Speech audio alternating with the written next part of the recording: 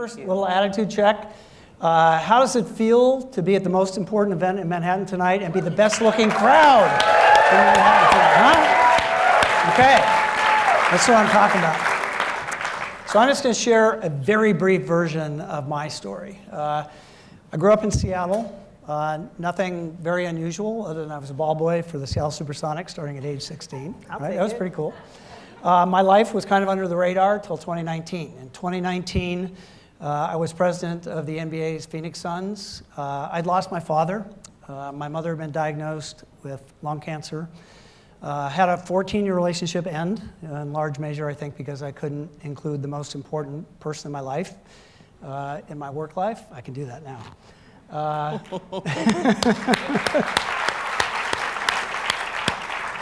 So I decided it was my time. And who did I reach out to? I reached out to allies. I went to a brilliant media guy here in New York, and I said, here's my story. I can just talk to the people that I work with, and I can accomplish what I want to accomplish, or do you think there's something bigger that could be accomplished if I did it a different way? And he looked across the dinner table from me, he said, Ricky, he always called me Ricky. He goes, number one, most importantly, if you want to do this, I want to help you, the definition of an ally. And secondly, I think it's page A1 New York Times. So that was my oh shit moment, right? All right. So nobody knew who I was, done my job, done it pretty well. Everyone knew my friends, and they were my allies. So I asked 11-time NBA champion Bill Russell to help tell my story. I asked 2-time MVP Steve Nash to help tell my story.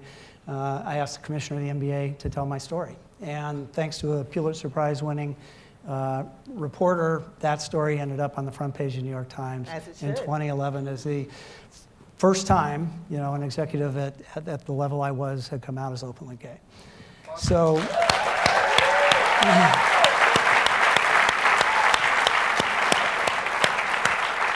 Everyday Sense has been amazing. If there's one kid out there that thinks they can achieve what they want to achieve now, today, because of who they are, instead of in spite of who they are, then I think everything very much is worthwhile. Inspiring stories we're going to hear today. We're going to talk to 2 athletes who are changing the conversation on transgender rights just by what they do every day. 2 women who won the biggest sporting event in the world, the FIFA World Cup, right? And inspire us in the relationship off the court, too. And we just met Colin, who I just got to know this weekend, an extraordinary guy in the world of pro sports, making it happen by the way he lives his life every day. So we're here to celebrate those athletes, amazing stories. We're also here to celebrate the allies. Oh, thank you. So I wanted to tell some clever story about how I became an ally, and I realized I didn't have one, right? So I said I would just go with the truth. And the truth is a pleasure and an honor to get to stand here tonight to celebrate athletes who are making a difference, not only in their local communities, but in the world. I'm also honored to be standing next to a giant and a trailblazer that we honor so much. It is because of your courage that you've changed the face of sports. Thank you. I'll get a hug.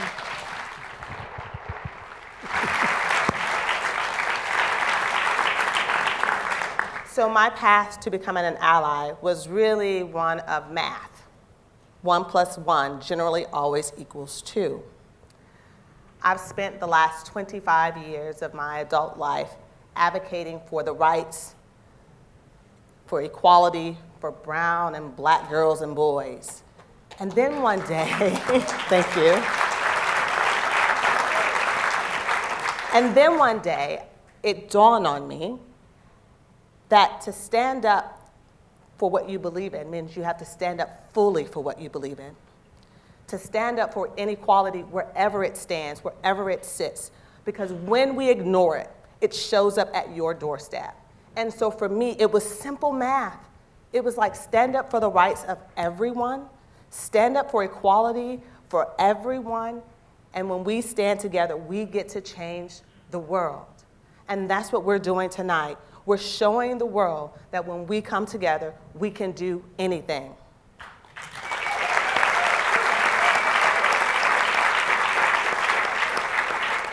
And for me, we get to simply do it through sports.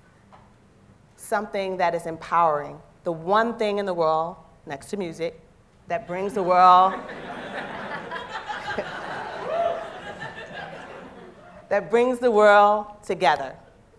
Could you imagine a world, can you really imagine a world where every person gets to show for exactly who they are, where they are, when they want to be there, in a way that's fair and equitable and accessible around the world? That's the world I want. That's the world we should all want for athletes. In addition to my personal story of being an ally, I'm super fortunate to work for a company whose sole focus is to make athletes better. At Under Armour, we believe in making all athletes better.